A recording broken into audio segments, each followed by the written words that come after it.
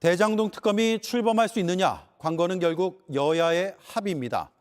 각 당의 특검 법안이 구체적으로 어떻게 다르고 합의가 되면 무엇을 수사하게 될지 박병영 기자가 이어서 보도합니다.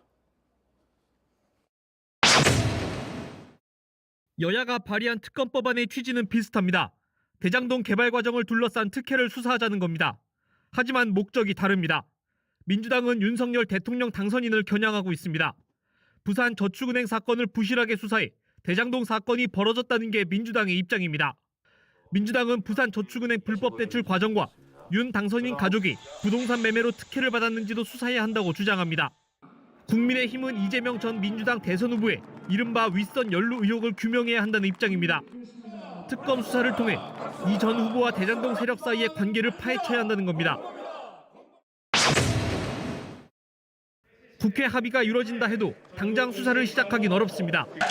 우선 특별검사 후보자를 대한변호사협회, 국회 등에서 논의한 뒤 대통령이 임명해야 합니다. 그런데 특검 후보자를 정하는 구체적인 방식도 여야 간 생각이 달라 조율이 필요합니다. 80명이 넘는 수사팀도 꾸려야 하고 특검 사무실도 정해야 합니다.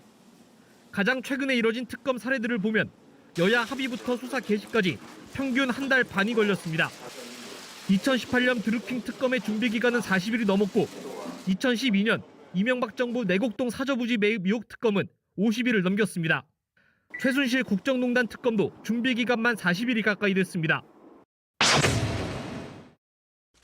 대장동 특검이 이뤄진다면 몸통이 누구냐를 밝히는 데 특검의 수사력이 모아질 것으로 보입니다.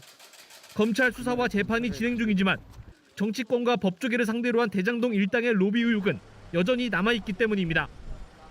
대장동 사업에 종잣돈을 마련한 부산 저축은행 대출 과정과 저축은행 수사 때 대검 중수부의 부실 수사가 있었는지도 수사 대상에 오를 가능성이 있습니다. JTBC 박병현입니다.